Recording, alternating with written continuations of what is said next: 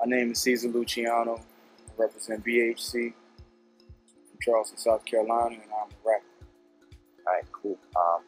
So tell us about your rap career up to this point. Up to this point, I became a lot sharper to not only just the making of the music, but to how it's distributed and also to how it feels. So when I first started, I made music like real street music, real gutter music, real trap music, and that kind of manifested into, not only just the glorification, but the stories that come behind it. If you know, T.I. came out with an album called Trap Music, right? And right now it's a subgenre in rap music called trap music. It's like the trap sound, the trap tune. Some of the songs that he's done was all organ driven, piano driven. You hear Zaytoven has that style too. So my original sound was really like a gutter sound. Gutter music was my first mixtape in 2007. It got me my first distribution deal in '08 with Koch by way of an independent company called 263, my big homies. And throughout my years and experience of making music, the gutterness turned into I embodied that sound, So now it's about the stories and more about just having fun and knowing that I'm young. So we can still turn up and still tell stories, but at the same time, man, ain't nothing like, knowing your foundation. And I know that's my foundation, a real solid rock foundation. That's how I got my start, just making quality street music. Right.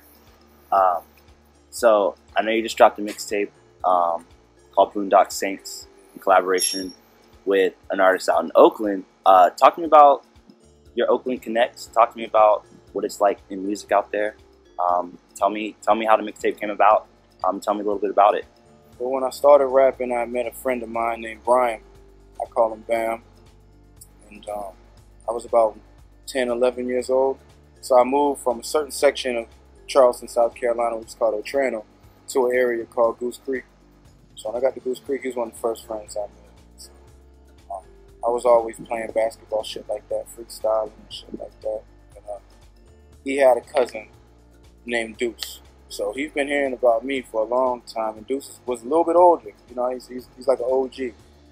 And that's why I did the collaborative tape with Brookfield Deuce, and we did a tape called Boondock Saints. But we've been knowing each other for years. It's like a family thing.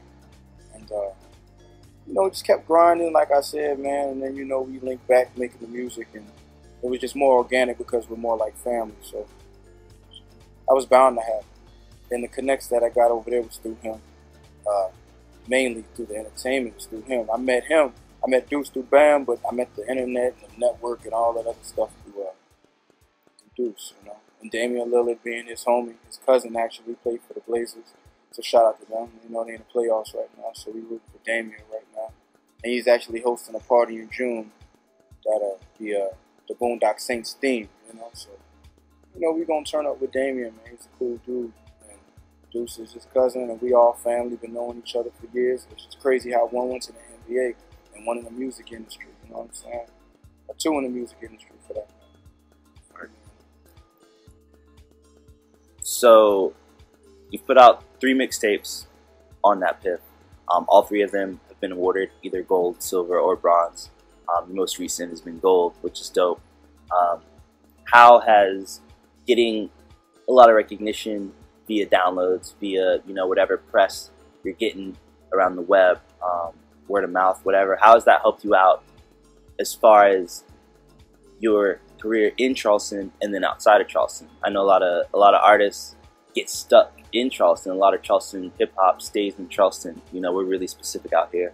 We have our own thing, and we leave it to other rappers to define it for us. But that's another story for another day. How's it helped you out? Just, having that good platform and a really solid base as far as Charleston recognition and recognition outside of Charleston. How my success with my mixtapes helped me out is me going gold. Well, first off, going bronze with the first one gave me confidence. Enough confidence to tell my friends locally and people that I know locally and entertainers and the rappers locally that it don't really matter how you sound. That was the first thing, because I thought it did matter how you sound. I thought it did matter, where you was from and how you came. But it really all mattered about what you stood for. If you stand for yourself, then everything else just falls in place. But I didn't have that confidence, sad to say, until the success of that first one, which was The Commitment. There was a tape before that called The Life and Times of O.G. Luch. Wasn't as successful, and then when I dropped The Commitment, that's when I started to pursue different avenues to exploit my music, and that's when I chose to. That's really when I got that confidence I can have. The third tape was Bad Flow Mans. It went silver, and that also gave me another confidence, but the production and the way I collaborated with my friend out in Atlanta, his name is Mr. Digital. He's a homie of mine, but he's also a real talented guy. He knows what he's doing. So we collaborated, sent me tracks, we had different ideas, and we put together Bad Flow Mans, and Bad Flow Mans was successful as well. So all doing that at the same time while I was recording Boondock Saints too. So Boondock Saints was like I was getting tracks from Deuce and we're knocking them out. And eventually we had a third project. And I still had the confidence from the success from The Commitment. I never really looked up. So just keep going. I still do it now. It's my first time talking about, how it felt. But in the city, you got those guys who rap locally who are known by their real name, you know what I mean? Stage name. I'm actually known by my rapper name. No one really knows me. I mean, a lot of people know me by my original name, of course, from my city, but for the most part, outside the city, like West Ashley, Wando, throughout the other places, they know me by Ceeza Luciano. So that's always been like that. So it kind of just stops that question, are you still rapping? When they see me around when I'm around, I hate that question. Are you still rapping now? I hate that question. So now they be like, I see you doing your thing. And outside the state, like in California, is where Deuce is from, so they pump me real hard in Oakland. Shout out to Oakland. It just kind of let them know somebody here. They don't view me as a local joker. They see me as this nigga here, and I like him. I fuck with his music. It's whatever. And then when they see me, it's real solid. It's not rap music. So I think the music also introduced new affiliations and relationships in my life that are real positive. And then locally, it takes a lot of mental strength and a lot of faith to separate from the negative shit, because it's landmarks, it's familiar things, it's familiar people that can bring that negative shit quicker because you're around it when you do come around it. But out the state, they only know you for the positive shit you do, Yeah. So you got people that you may have served to that only see you in one light.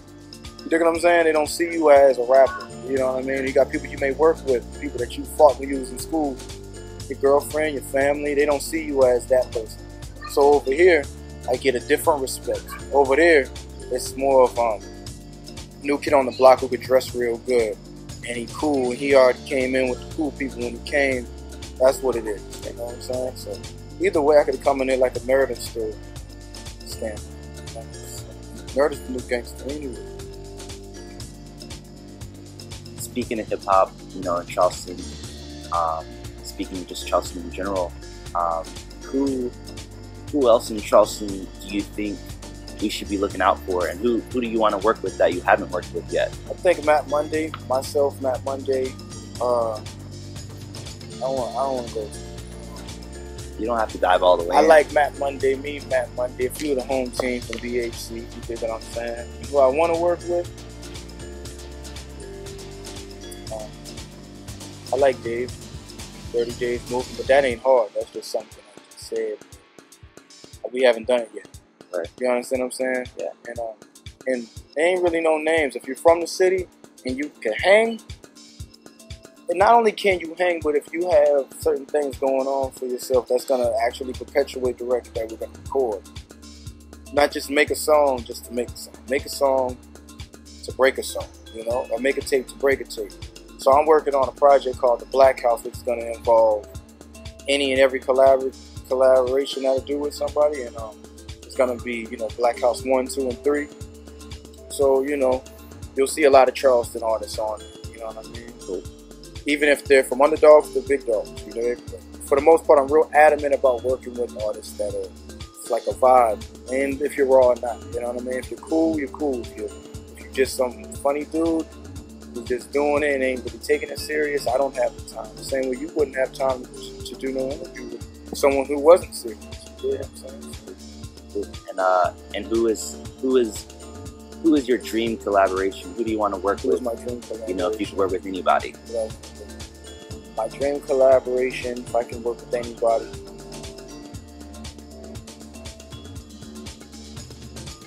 I don't necessarily want to work with no rappers, right? I want to work with famous producers that's responsible for certain sounds. Whoever had the longest era. Dr. Dre had G-Funk era was real long. His trap sound is real. It's gonna take off. You got Zaytoven, who's one of the four founders of doing it. DJ Toon. So I can't really say people. I mean rappers, but I would say producers if I can. And I'm gonna take the stand and say I would love to work with, like, you know, Rick Rubin. You know what I'm saying? Rick Rubin. Not to be cliche, but I think Rick Rubin is a dope guy.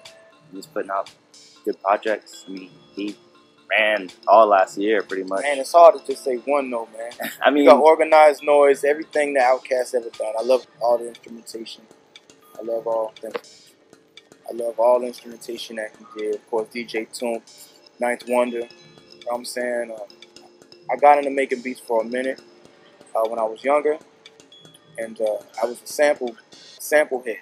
I like to sample, but you know, it got to a point where I enjoyed the sample more. I respected the sample in the song because you read the history. Like if you're a sneakerhead, like the Laney Fives, you would know the history of the color of the jerseys and stuff. It's like that with the beats. So you know, you study the songs. Like many represent, I would fall in love with the tracks. You know? So when it comes down to who I would like to work with, I'm so track driven to the point where I just would like to make an album. Like J. Cole's from North Carolina, I'm from South Carolina, Charleston, South Carolina. I would like Cole to like produce like an album. You know, not on the Watch the Throne shit, but like co-produce my record, my album. Yeah. You know what I'm saying? Because he has some real dope beats. The joint he did with Kendrick, High Power, or for Kendrick, High Power. You know that track? Yeah. Crazy, man. So, you know, get some beats like that. I mean, he produced his whole last tape, or his whole last album. Everything. Yeah, you know? so he's doing it. Yeah. It's been an honor though, man, for real, because for what you're doing, you know what I'm saying, it's bigger than what we're doing right now.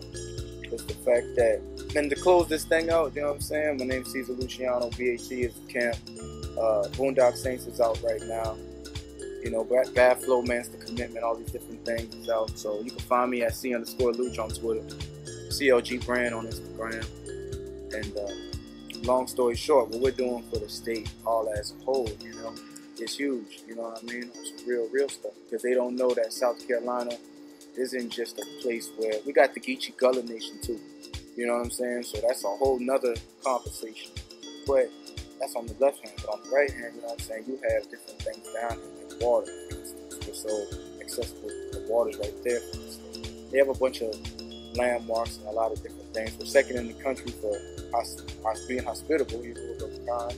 So there's a lot of things they need to know for what you're doing, for what we're doing, man. We're going to, you know, really set the tone for what South Carolina is and make an identity.